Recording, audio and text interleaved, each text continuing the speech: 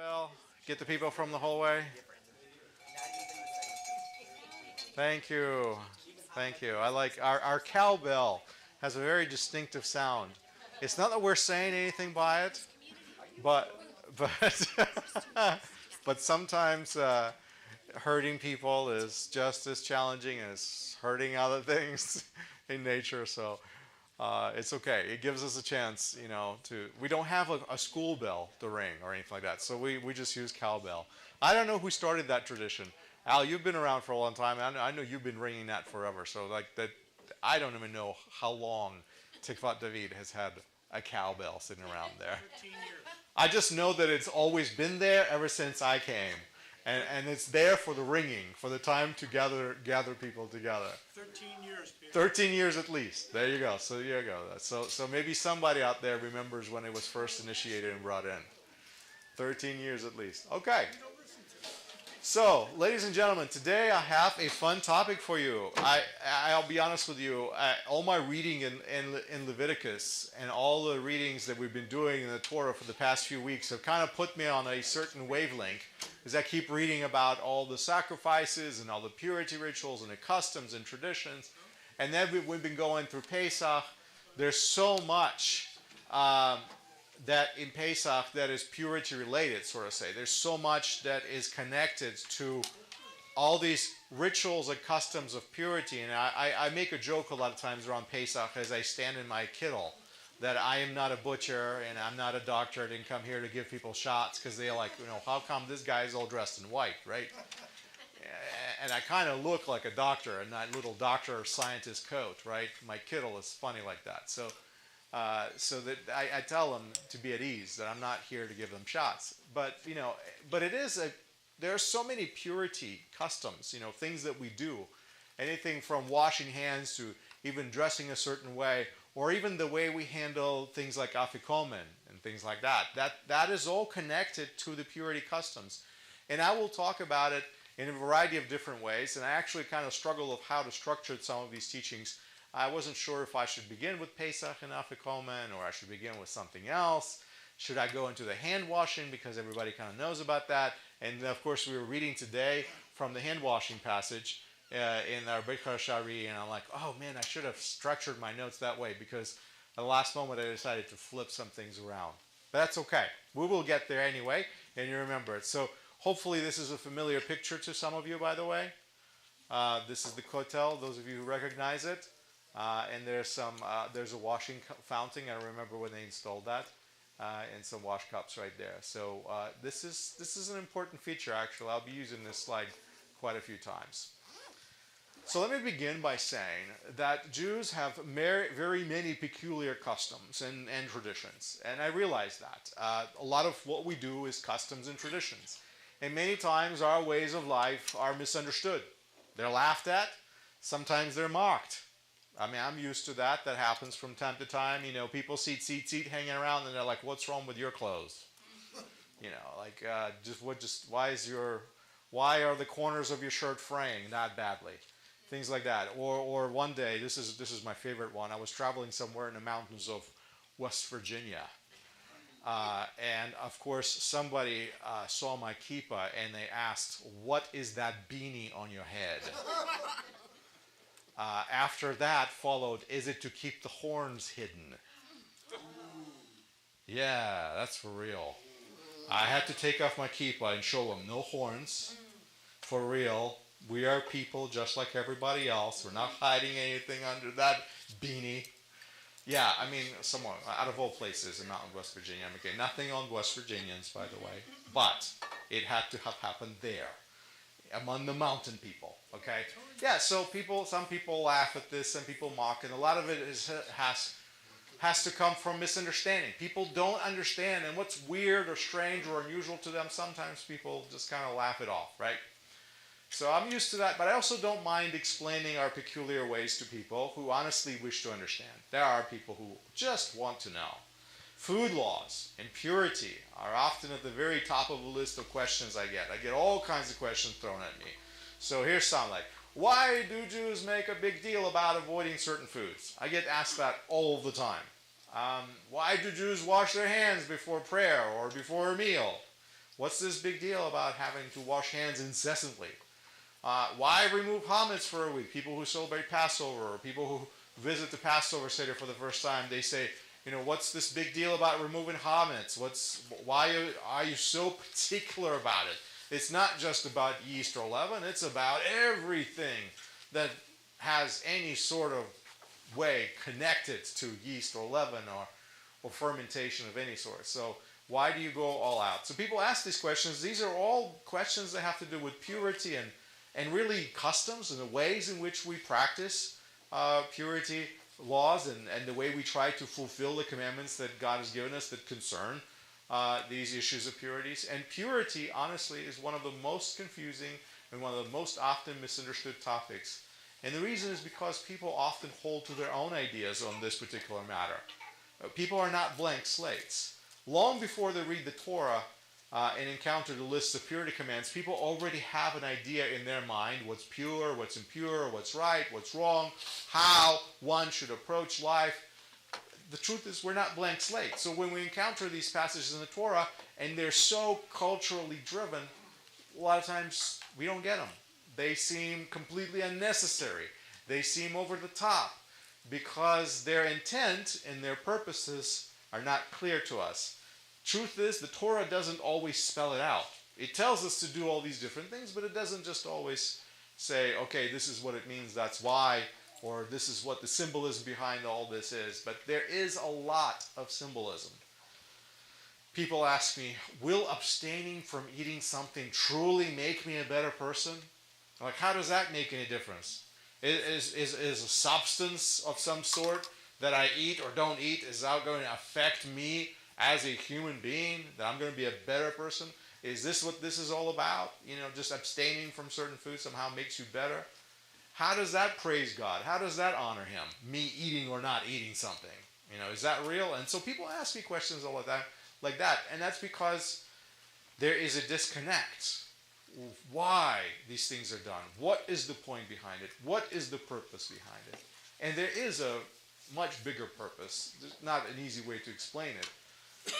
I personally do not presume to know the reasons behind every purity commandment. I will tell you right away, this is my disclaimer.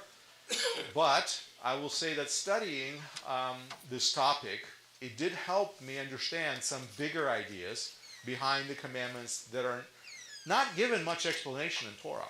So really, for me, it has been a journey of many years of studying purity commandments to really make sense of them. So if you don't get them, don't feel discouraged. It's okay. Sometimes it just takes a lot of effort to arrive there. So it's not that I've arrived, but I have arrived at some understanding, and I'll share that with you. Passover. When we talk about Passover, that is another custom that just goes a whole another level.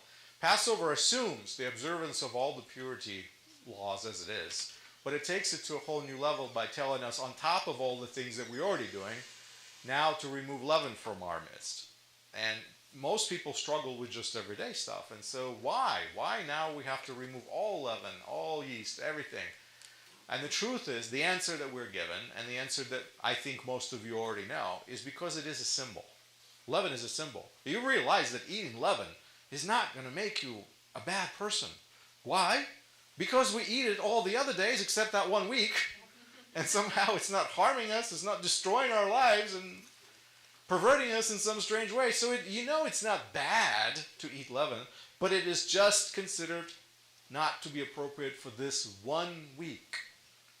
And the reason is because it is a symbol. And symbols, well, they affect our dispositions, they affect our attitudes, and they affect our behavior. Symbols are powerful. Symbols are not just substances. They stand for things that define essentially us as human beings and our behavior. And we've talked today a little bit about the symbol of blood. Our Parsha, we read about this passage of do not eat blood. What's the big deal? After all, it is a food substance. Perhaps it could be potentially nutritional. Well, it's a symbol of something really, really important. And you can't just disregard that and say, I'm into it for the nutritional value only. Okay? No, it's symbols matter. And so yes, God tells us abstain from chametz, and we follow it, because of what it means. So I wanted to read with you today a little bit to explain, because people ask me about kashrut and they ask me all these sorts of questions, and I thought I will present to you an explanation from an unusual Jewish source. It's called Letter of Aristeas. You may have never read it before. Letter of Aristeas is a Jewish composition from the Hellenistic era. It comes to us from about 2nd century BCE. It tells the story of the Septuagint. Those of you who may have read before the legend of how Septuagint came to be, it actually comes from a letter of Aristeas. It is the longest historical account that we're told of how the Greek translation of the Hebrew 5 books of Moses that existed in Hebrew come into Greek. And so in this story, in this particular Jewish literary piece, we read about Eliezer, who is a priest. He's the high priest. He is asked to explain the kashrut laws. And the story of Aristeas is really funny. I'll tell you just in a couple of words. It's a setup. It's like the letter of Aristeas is written as if it was written by a non-Jew to another non-Jew. And it's a person from the court of King Ptolemy who's writing to his brother to tell him of all the things that he has observed and happened. Why? Because his brother is curious and he wants to learn, and he's the kind of a person that seeks wisdom, so he better needs to know these kinds of things. So the person who writes the letter of Aristeas pretends to be a non-Jew who lives and works basically for the king, and so he is a part of this whole mix. So he writes this letter as if to explain to his brother who needs to know. But the truth is, if you read the letter of Aristeas, you realize the person who is writing this is definitely a Jew. He knows way too much about Jews. And he knows intimate details and facts of Jewish life that are so obscure that an average non-Jew living in Alexandria, Egypt, especially in Ptolemy's court, definitely would not have ever had an exposure to. So you're like, okay, I see through this. Nice, clever way of trying to, present the letter. But that's how he writes. He wants you to think he's a non-Jew writing to another non-Jew. And of course, because he probably wants that document to be broadly read by non-Jews. But essentially, it's a very, very Jewish literary creation. So in this letter, he asks Eliezer about kashrut. He's like, hey, people ask me about kashrut, and you guys are going to be coming to visit. I really need to understand these laws. So Eliezer goes on this long explanation. And I love his explanation. It's very unusual. It's very, very much from that era. And it's written in a language of this philosophical Hellenistic tradition. So you'll appreciate it. But he actually goes into explaining what he feels is behind these laws. So this is what he writes. And I'm going to abbreviate passages, but I'm going to read to you the gist of what he says. And you have to bear with me because it's a little long. But it says, our lifestyles and associations have an effect on us. That's what he's saying. Just as associating with corrupt individuals leads to moral decline and lifelong misery, associating with the wise and prudent offers opportunities for enlightenment and personal growth. Now remember, he says this in connection to kashrut. Then he continues.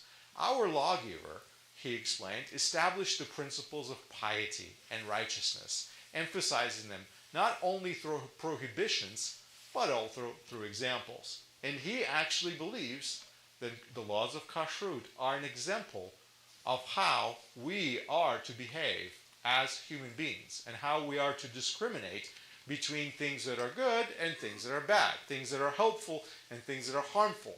And so he actually believes that kashrut laws represent this big pattern, this big paradigm through which a person can learn some valuable lessons and perhaps make good decisions in life that have nothing to do with food per se, but more with keeping company and associating with people. So this is what he continues. Our lawgiver endowed us with divine wisdom and meticulously crafted laws to ensure our separation from other nations. He encircled us with impenetrable barriers, both physical and spiritual, to preserve our purity of body and soul. dedicating our worship solely to the one Almighty God above all creation. And after that, Aristeas goes into this big dialogue, or this is Eliezer goes into this big dialogue talking about idolatry and bowing down to idols and Egyptians, worshiping animals and how nonsensical it is. But then he reins himself back really quickly because he is, after all, he's serving an Egyptian court. So, he can't be too mean to Egyptians. So he continues on.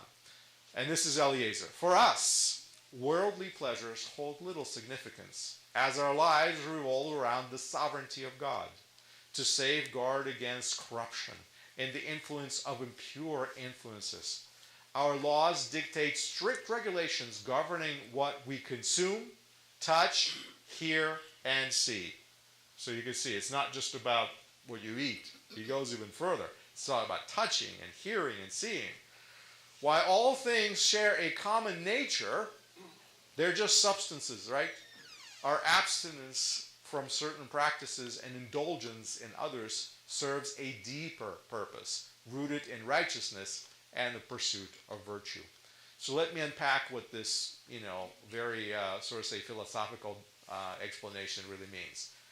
What he says is that God has given us some laws that guard us and protect us from bad behaviors and bad influences. Besides the fact that it tells us what not to eat, touch, or hear, or participate in, those laws actually guide us to a better way of life in general. Because once we start applying laws about not eating certain things or touching things, we learn how to control ourselves. We learn how to have certain measure of control, and we withhold pleasures from ourselves, what other people would consider pleasurable. Eating certain foods, for example, that everybody says, oh, you have to try it, it's so good. But we say, sorry, I can't. I don't care how good it is. Why? Because life, he says, is not about indulgences. It really doesn't matter to us. What is of most significance is the sovereignty of God. It's Him. That's what we care about. So what if we have to give up certain things? It's not a big deal. We're willing to give up certain ideas. Why is it for? It's all for a deeper purpose, which is rooted in righteousness and the pursuit of virtue. It's about living a good life. And what Eliezer is going to explain is that the laws of Kashrut are really a pattern that teaches you how to live good life. And he does that in quite a few words. So I'll keep mining some of the pieces of his explanation, and hopefully it'll make sense to you. So letter of Aristeas continues in that same section. Moses did not institute dietary laws out of concern for mice or weasels. Let me explain that. Romans, they ate mice. Dormice was actually one of the like the delicacies. Like if you really wanted to impress people for dinner, you served dormice as an appetizer. That was like that's bro. So mice, weasels, they were on the menu, okay? And they were not just on a menu. It's like this is the Peking duck of Chinese. Like this is it. This is as good as it gets. This is creme de la creme. Dormice. So he says Moses did not institute dietary laws to protect mice or weasels. So kind of like let them live. It's not. Moses was not a member of PETA, is what he's trying to say. Rather, every ordinance serves to foster righteousness and character development. Hello? That's what he says. The laws that he gives us are not just laws. They're meant to develop our character and lead us towards righteousness. Okay, and that he includes the dietary laws in that category, by the way, too. Now, consider the birds permitted for consumption. He's going to start illustrating that. They are tame and clean, living off grains and pulses. In contrast, the forbidden birds are wild and carnivorous, preying on others and exhibiting traits of cruelty. By designating them unclean, Moses symbolically emphasized the importance of practicing righteousness and refraining from exploiting the weaknesses or strengths of others. You get this? This is what he's saying, that the clean birds are peaceful. The unclean birds are violent, cruel. So the fact that God tells us don't associate with those birds, do not eat them, do not touch them, don't mess with them, just exclude them from your company altogether, is supposed to lead us symbolically to understand that the kind of people that God wants us to be are like those clean birds. Peaceful, kind, not carnivorous, not vicious, not cruel, not predatory, right? That's what he's leading to. He says the diet is to create a response, a pattern of behavior in your life. Things that you eat lend to being you more like the things that you eat, essentially. That's a very simple idea. Yes, Sandy, you have a question? Well, actually, when you said about the mice part, backing up a little bit, I was reminded of Isaiah 66:17, where it says, "Those who sanctify and purify themselves to go into the gardens, falling one in the mix, eating pig's flesh and the abomination and mice, shall come to an end together, declares the Lord."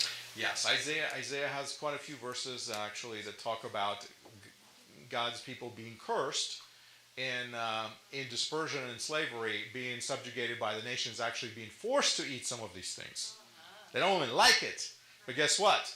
That's what's on the menu. That's all you're getting. So yeah, like I said, but Romans, they took it to a whole new level. Like I said, you can pull up some ancient Roman cookbooks, and they really are talking about the delicacies of dormice. And there's a lot of literature that actually has scenes of people having dinner and enjoying dormice. So I know I'm grossing you out. I'm sorry. Is it time for lunch? But hey, it's okay. Good. There's plenty of time for you to recover. He continues. Our lawgiver taught us the importance of justice, nonviolence, drawing parallels between the behavior of birds and human conduct. You see what he's doing? He's taking the kashrut laws about birds and say it's about us behaving like those. Just as tame birds coexist peacefully without dominating or exploiting each other, so too must we, guided by wisdom, uphold justice and refrain from abusing our power or resorting to violence. Does that remind you a little bit of my teaching from the last time when I talked about the laws of Noah? And the very first law of Noah is to establish courts of justice. Have justice, have equity, have fairness, have the law being the law. And so he says, look, the laws are leading us to be not dominating, not exploiting other people, to refrain from exerting our power and for abusing our power. And so, of course, all of this is going to make it back to the king anyway. But Eliezer spoke about the destructiveness of mice on food they find. And then he continues. So he actually talked about how mice, when they get into your food, what do? They eat whatever they want, and then they poop all over the rest of it. Seriously. If you ever had a sack of grain and mice got into it, what do you think is going to happen to that sack of grain? Or a loaf of bread. It'll be full. They'll eat a whole straight the way through, and it'll be full of droppings. It will be impossible. Like, who does that? Well, he says, like, look at mice. Look at how they live life. Is that what you want to live life like?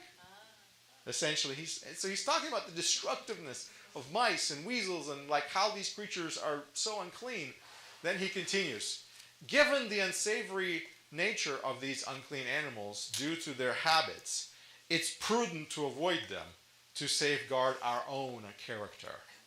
Therefore, the lawgiver has established rules regarding what is permissible concerning these animals, aiming to impart moral lessons.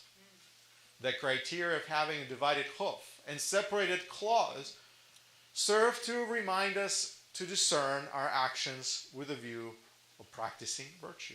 So you see how Eliezer turns it in that letter to Aristeas, which of course is that kind of philosophical, very Greek document.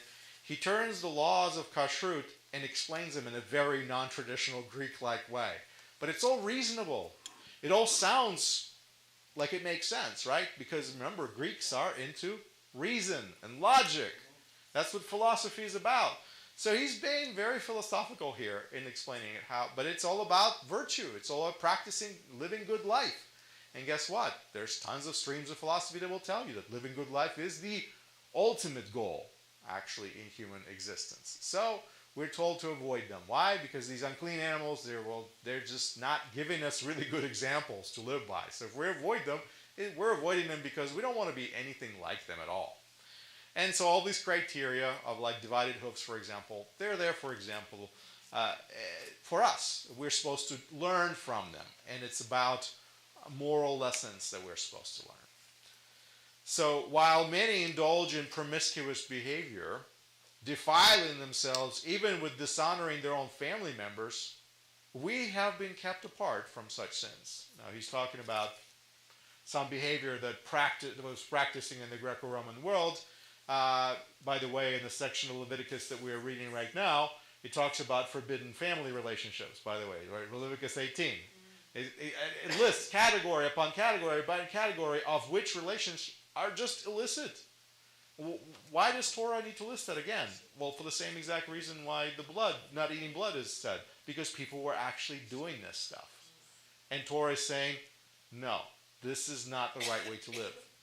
So he says, look, we've been kept apart from these kinds of things because we have Torah, because we have these teachings. Those separated in this manner are also said to possess the gift of memory, symbolized by animals that chew cud. You ever watch the cow chewing cud? It just kind of stands there and just does a thing. Or, they're chewing a cud. There's several animals that I find to be very emblematic of chewing a cud. Cows are one of them. Camels, if you've had a chance to observe camels, they just stand there and chew and chew and chew. It's like they have gum in their mouth. They just don't ever stop. Every once in a while they'll pick on something, but then they end up standing and just chewing it and ruminating on it. So he says, chewing the cud is sort of connected to, this is a symbolism of a memory. This act represents a reminiscence of life and existence, reminding us to remember Adonai and his wondrous works. Like we say, stop and smell the roses. What he's saying is pause and chew the cud. Right? This is just slow down and chew your food before you swallow it. Like, enjoy the flavor. Take your time. Being mindful and having a remembrance, reflecting on life is important. He says, the intricate design of our bodies, senses, and minds reflects divine power, urging us to constantly remember the Almighty God who sustains us. So he imagines an animal who chews the cud just kind of standing there and being introspective. I have no idea what cows are thinking while they're chewing. I have no idea if they're thinking anything. But what he says, when we look at them, when you look at their behavior, that's what it looks like. It looks like a person who thinks, who ruminates, who is introspective, who is mindful, and he doesn't just launch into action. He takes his time to digest the food. So he says, look, this is a good trait we might want to learn from. Again, you may have never heard an explanation of kashrut quite like this, but there you go, letter of Aristeas. In our mundane daily activities, such as consuming food and wearing garments, symbols of remembrance are embedded to remind us of our Creator. You know that. It's in the Torah. Divine oracles are placed on our gates and doors and fastened to our hands as symbols signifying the importance of performing every act in righteousness, remembering our creation, above all, fearing God. If you think about all the things that we're asked to do, putting God's words on our doors. Why do we do that? To remember, right? Why are we told to lay tefillin? To remember our covenant with Hashem, to identify with that closeness, right? That's what it's about. It's about clinging to God. So he says, look, we have all these things to remind us. And guess what? The kashrut laws are falling right into that category as well. In a way, he's given a drosh on vihata, being present, teaching the commandments at the moment when you rise up, when you lie down, and when you go. It's all of those to do, so it means you have to be present. And then when you do those things with the tefillin, is in that portion, He also said he would give you grass for your cattle to eat. That's right. You know, so he's using. There's a lot of this is right out of the Oh Vihata. yeah. Oh yeah. So like I said, it's a very, very Jewish work. Even though it's wrapped in this philosophical language of logic and reason, once you start breaking it down, like the principles that he's talking about, this may be a very Hellenistic speech, but it's actually beautiful. It's filled with Torah without him necessarily quoting Torah exactly verbatim. So he says, we are instructed to reflect on the works of God, both when going to sleep and when waking up. Hello? Shema, right? Not just in words, but by observing the transition from one state to the other. This change from sleep to wakefulness and vice versa highlights the divine and incomprehensible nature of life's rhythms. We recognize day, time. Jewish prayer is all based on the Shema, right? When you rise up and when you lay down. Is it that you recognize the cycles? And we alter our prayers depending on what time of day we pray on, and the words all change because we're recognizing where we are in time, where we are at that moment with God. So he talks about this incomprehensible nature of life's rhythms. We don't really understand how the world works around them. In fact, the fact that it just does. And especially ancient people, over 2,000 years ago, did they understand, astronomy and rotations of the planets? Not quite. Yet they knew. But God orchestrated all that. So the analogy of the cloven hoof and chewing of the cud underscores the excellence of discernment and memory. It is there to tell you, hey, be mindful and don't forget. Remember, think these things through. Oop, lost my spot there. It's all right. We'll get it back. Our laws were not crafted haphazardly, but were designed to reflect truth and right reasoning. They guide us to act and listen thoughtfully and to avoid unjust actions stemming from misuse of reason. Again, this is a priest talking about kashrut. This is him explaining hoofs and, birds of prey and birds that do not prey. And like, why are we supposed to eat certain things and we're not supposed to eat certain things? You're getting the idea that the symbolism behind the laws is very crucial. It is actually important. He sees way beyond substance that is simple and natural. I mean, you look at two pieces of meat and you can say, this is meat and this is meat. What's the difference? Yeah, their origin, where they come from, is different because the animals they come from is actually very different. And what these animals do and live like makes a difference. So the symbol is powerful is what I'm trying to tell you. And the right symbols aligned to the right things in life create our disposition in human beings. And they create essentially a way of life. So that's letter of Aristeas for you. The letter is a fascinating document, but that was just a few excerpts that I wanted to share with you about kashrut. So guess what? Purity overflows into many areas of life. We know that for a fact. We've already touched on it a little bit. It affects clothes, marital relations, and of course it affects food. That's been the topic. So in Torah, Jewish food laws define which animal products are clean, tahor, which are unclean, tameh. And this is the language of purity, right? So we encounter those commandments, we know immediately. It is not just about diet, it's about purity. It's diet connected to purity. Blood is forbidden, too. We talked about that. Again, because of what it communicates. The message that it sends is not the message that we want to have, or that's why you don't eat it.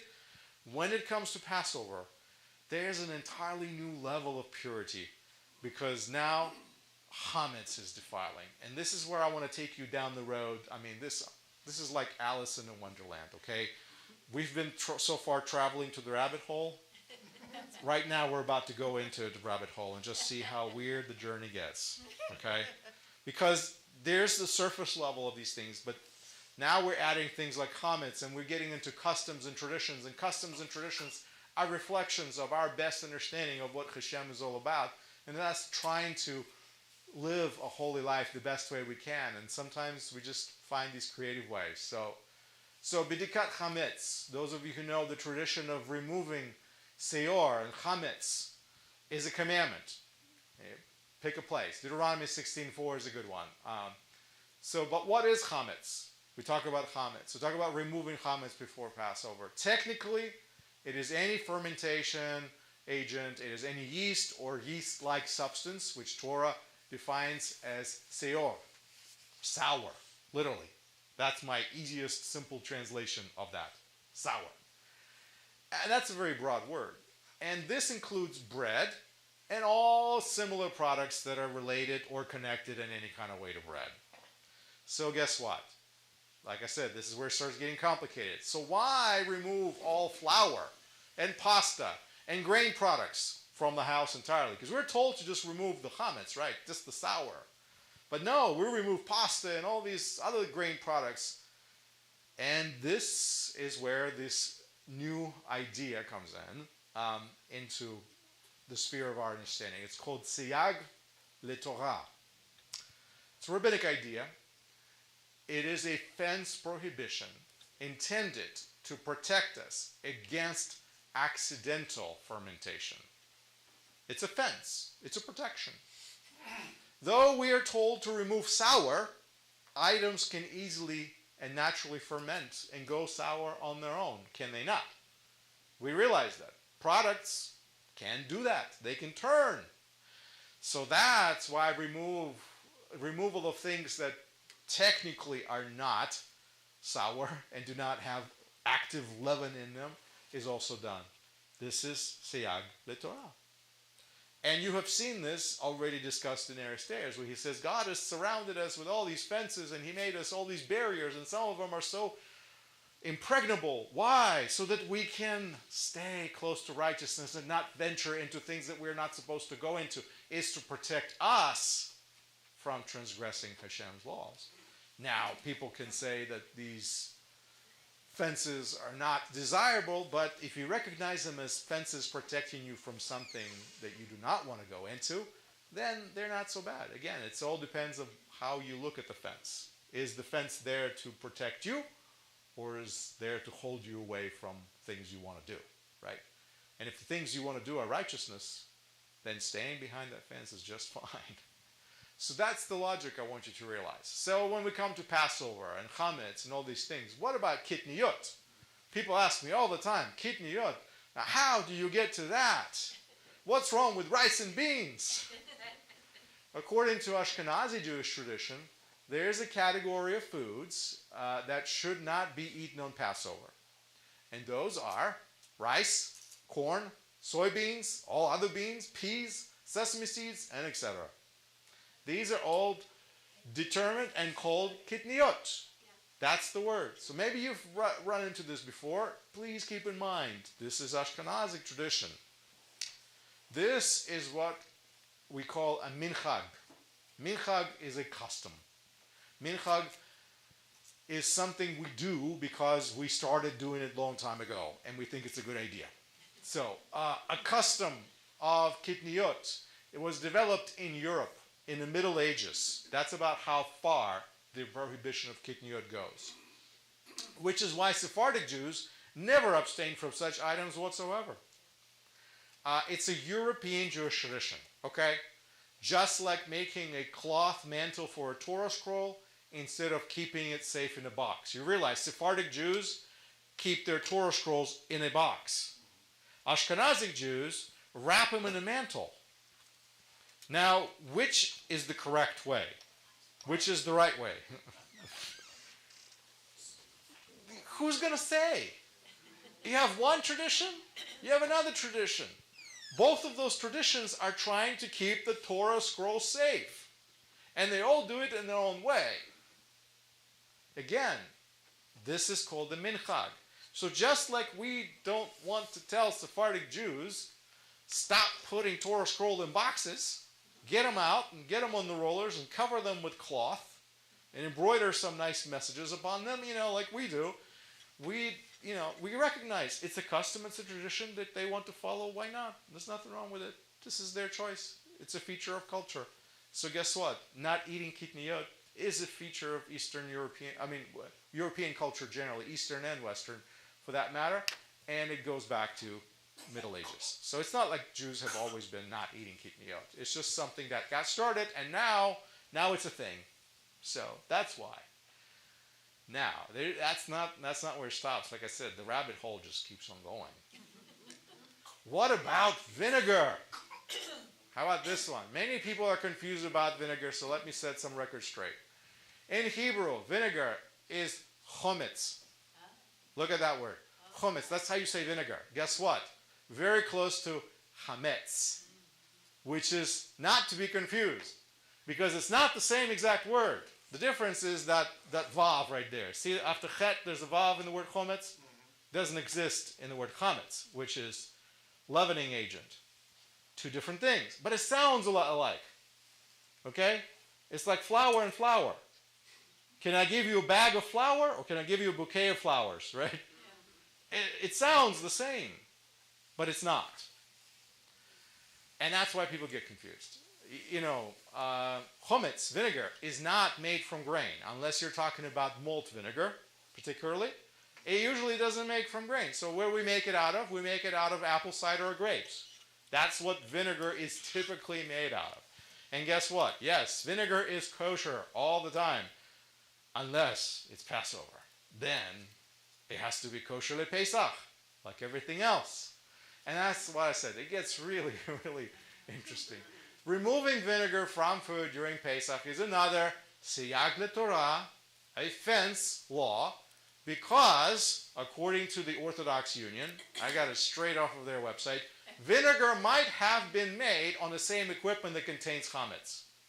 That's why vinegar that's not kosher for Passover is not kosher for Passover, unless it is marked to be so explicitly. And the only way we know it's kosher for Passover because somebody made sure that it was made in an equipment that didn't have any chametz in it whatsoever. No chance. But the other one, there is a chance. So why would you want to introduce that chance to yourself? And that's the same logic is used today of wine, by the way, any wine. Why? Because people will drink wine all the time. On Shabbat, people will drink wine.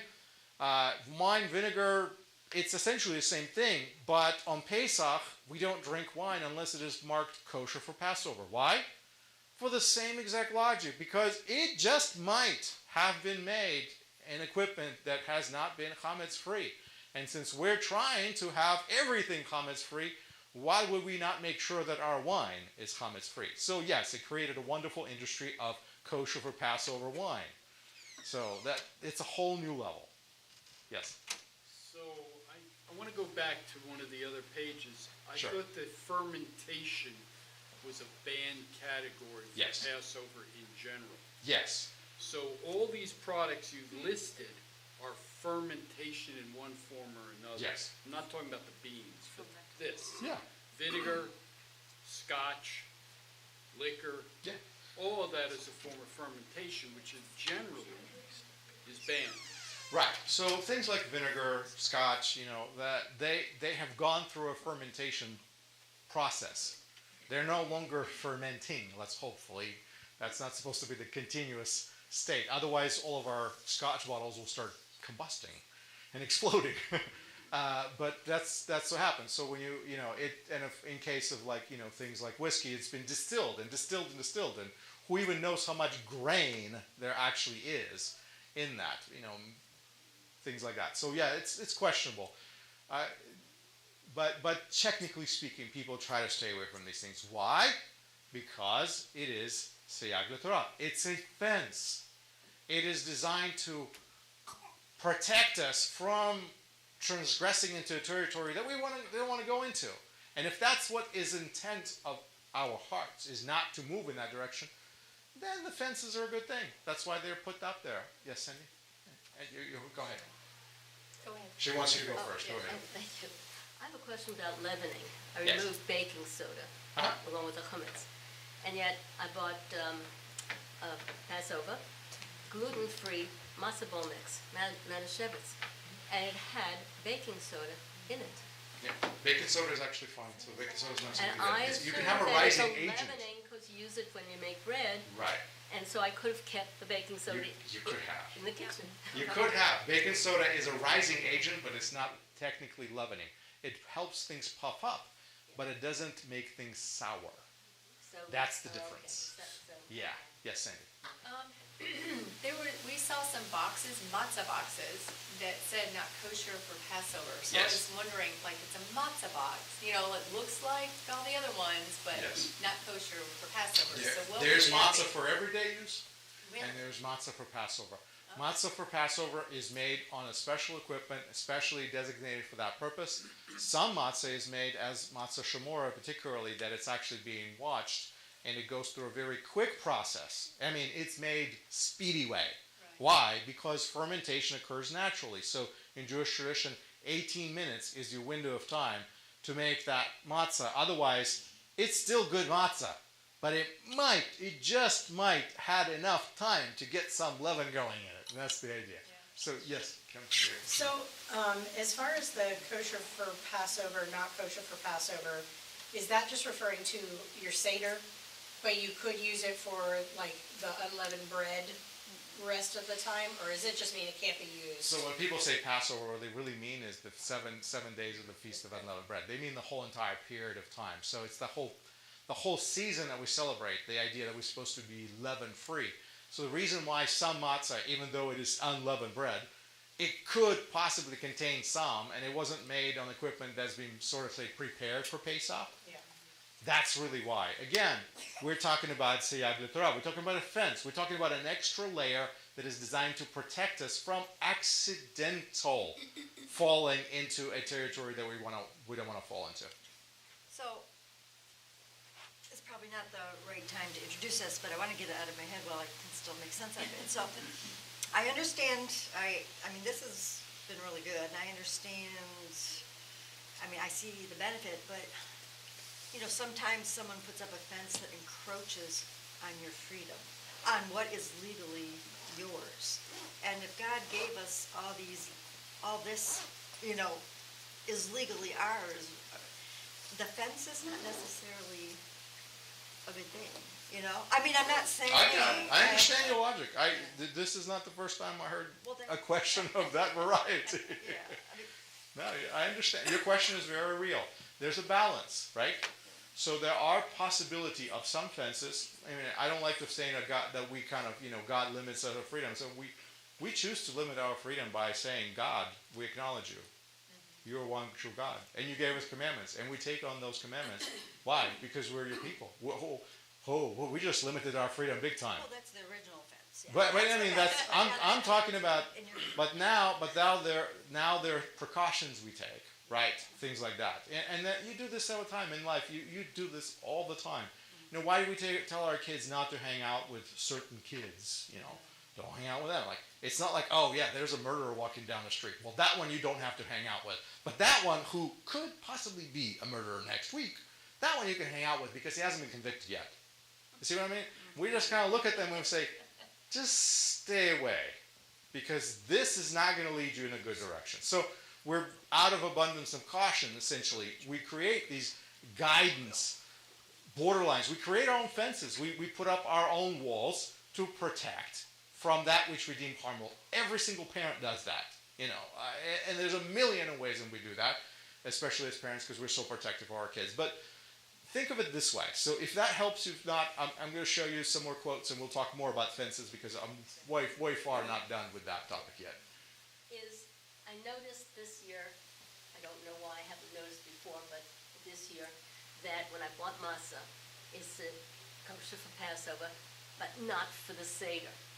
This is the one for the Seder. Is that the Right. furthest fence of quickest and watchful baking? I got you. So the one you probably bought was gluten-free, right?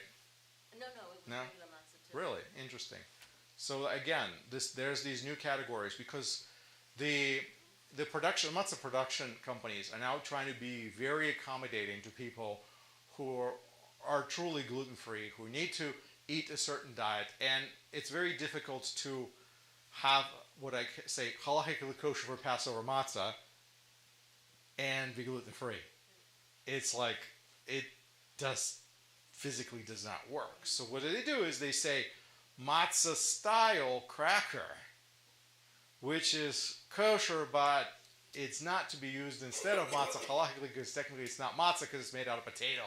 Okay, see what I mean?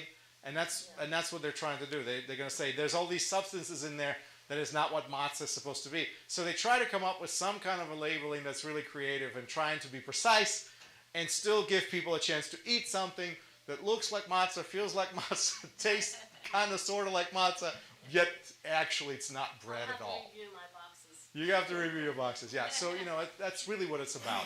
And for some people, it really is not a good idea to consume gluten. And that's why they should.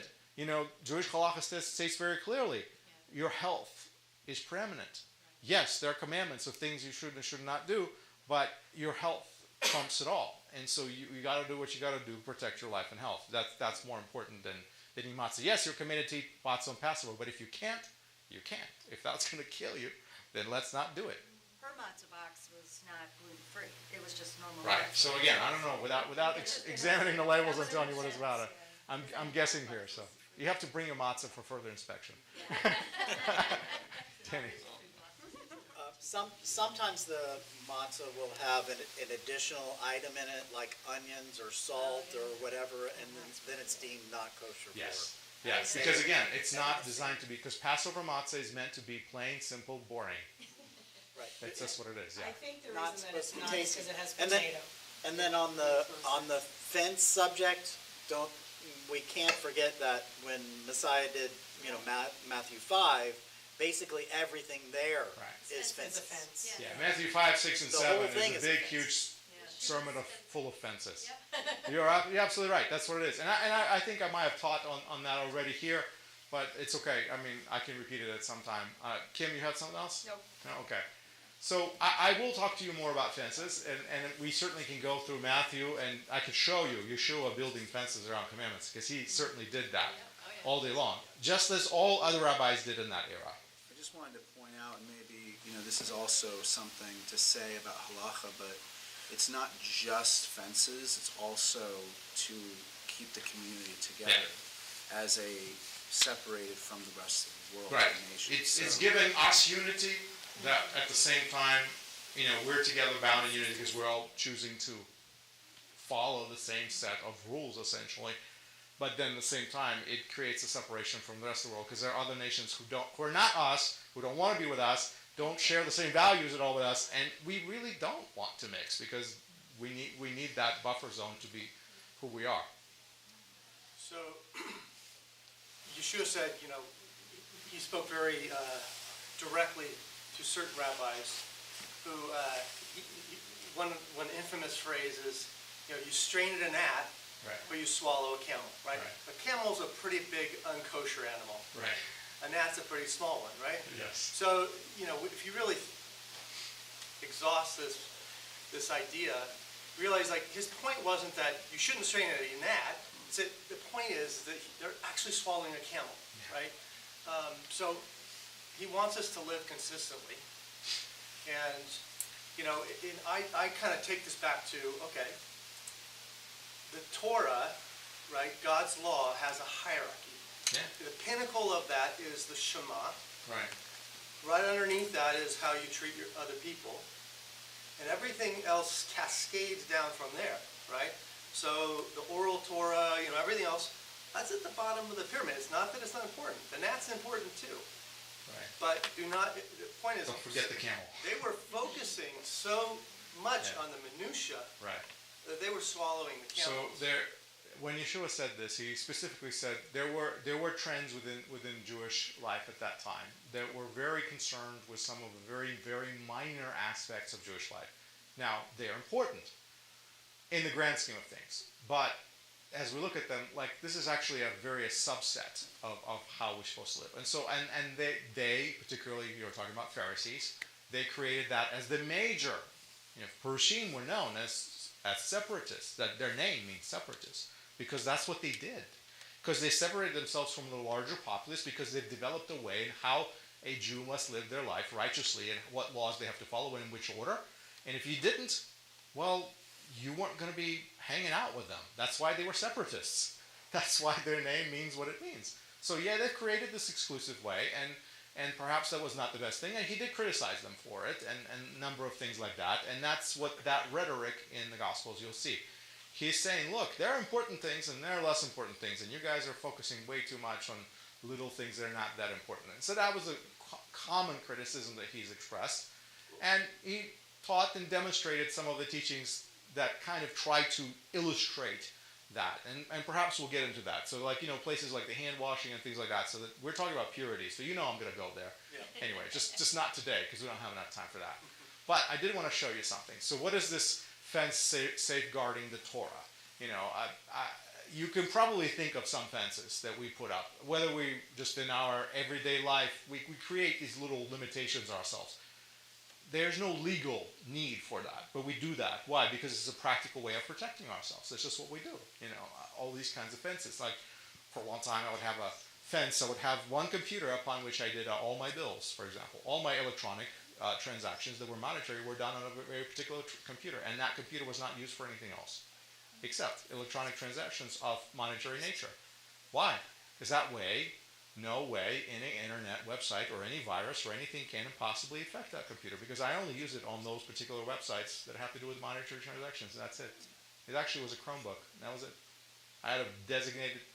Why am I trying to do that? And I'm trying to protect myself from invasions of privacy on these kinds of matters. So people do that.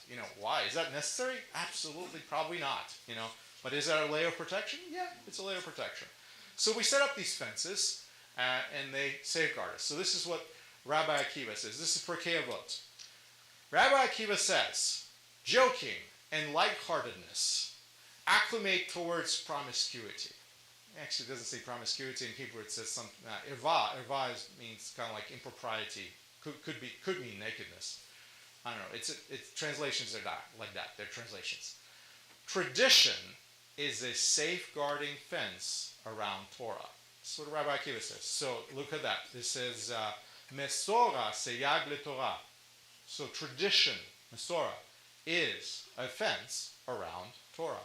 Tithes are a safeguarding fence around wealth. Okay? Look at that. Maserot seyag le oser. So you have this tithe is also a helpful guideline that we follow that protect us from, not becoming too wealthy. Let's put it that way. Vows are a safeguarding fence around abstinence. So there you go. Nidarim. Another safeguarding fence. A safeguarding fence around wisdom is silence. Shtika. You want to be wise? Shtika. Silence. That's how you show everyone you're wise. I ask you a question, and you look at me, and you scratch your head, and you say, and you don't give me an answer. And I think, man, what's going on in that head? I want to know. Right? So there you go, shtika. That's for a person who talks a lot. That's it. I want you to understand what this whole idea of siyag leTorah is, and I'm poking humor of this because I want you to laugh, and I want you. This is a serious matter, but we can look at this as something very pragmatic and something very practical. And we do set up fences. We ourselves, as humans, just on our own, we do that. But rabbis have set up fences long time ago to help guide the community and to guard us from venturing into areas that we do not want to venture. And we recognize that things like tithes, and like when there's no temple, right? But we still give tithes. Why? Because it leads us in righteousness and keeps us away from being selfish and wealth becoming our God and things like that, and all these other things. That's the fence. That's what this fence is about. It's to guide us in the right direction and protect us from moving in the direction that we should not move to. If you think of the fences that way, then you won't have a problem with it. Because again, we often want to think about, my freedom is being limited, my freedom is being limited. But it's a good kind of a fence. Like I want to put up those kinds of fences. The problem, of course, is when those fences are set up in places they shouldn't be. And that's arguable, and I'm okay with that, and we can always argue about that. So I'm not going to go further with this because I have a long quote next about fences. There's no way we're going to be able to tackle that one today, so I'll save it for next time. So thank you, ladies and gentlemen.